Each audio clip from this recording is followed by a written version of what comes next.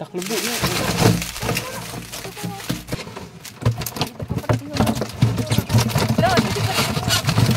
Good for harvest na ang mga sugpo natin. Tama na ang sukat nila at nasa saktong gulang na. Dahil dyan ay tuloy-tuloy na ang paglalatag ni Papa ng bubo para hulihin sila at ibenta. Ako nga pala si Roel. Ang goal ko ay kumita ng 1 milyon ngayong taon gamit lang ang fish pond na to. Kung gusto mo malaman kung paano ko gagawin yon, subscribe to my channel and follow me. Dahil nga high tide ngayon at pumapasok ang tubig sa pond, ay naglalatag na si Papa ng bubo kahit umaga. Madalas kasi sa gabi lang siya nanguhuli ng sugpo dahil nga nocturnal sila. Ilang minuto bago pumasok ang tubig ay nilatag na ni Papa ang mga bubo. Napapansin kasi naming nagiging active ang mga sugpo pag pumapasok ang tubig kahit umaga. Kagabi, habang nanguhuli si Papa ng sugpo, ay may pumasok na 2 malalaking alimango sa bubo. Tinimbang ko nga ito at ang timbang nila ay lagpas 1 kilo bawat isa. At gaya ng na-share ko dati, ay kinukuha na natin ito at ibinibenta. Mga tira-tira pa kasi ito ng last year na hulog natin dahil ang mga bago nating similya ay medyo maliliit pa. Habang pumapasok ang tubig, nagpakain naman ako ng mga bangos. Ito kasi ang pagkakataon na sobrang ganado sila. Madalas din ay dito sila nakatambay malapit sa water gate kaya hindi na natin kailangan maglibot pa. At dahil magtatanghali pa lang ay tinapay ang ibibigay natin sa kanila dahil isa ito sa kanilang paborito at madalas nga ay pinag-aagawan pa. Pagpas alas 12 nang matapos ang pagpasok ng tubig sa pond, panahon na para kunin ni Papa ang mga bubo na nilatag niya. Sakay ng maliit niyang bangka ay kinuha niya ang mga bubo isa-isa. Matapos ang halos 30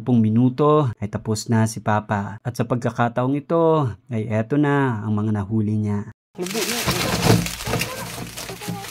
Gaya ng mga nauna ay titimbangin muna natin ito para sa proper documentation. Sasabay pala natin sa pagbenta itong 2 malalaking alimango para maging pera na. So far, masasabi ko na kahit papano ay maganda naman ang nagiging resulta ng strategy na sinusubukan natin. Ito nga ay ang hindi pag-drain ng pond sa loob ng 1 taon. Sa mga oras kasi na ito ay magdadalawang buwan na din ang mga bago nating similyang sugpo. Dahil dyan, bago pa man natin maubos ang malalaking sugpo na ina-harvest natin ngayon, ay malamang good for harvest na naman ang mga bagong similya. Sa sistemang ito ay pipilitin natin na ma-achieve ang continuous production sa loob ng 1 taon. Susubukan din natin mabawasan ang waste dahil ang tanging good for harvest lang ang ating kukunin. Hanggang dito muna mga boss. Kung nagustuhan mo ang video na to, ay huwag mo kalimutan na i-follow ako for more content na tulad nito. Salamat sa pagsama and see you on my next video. You're the boss.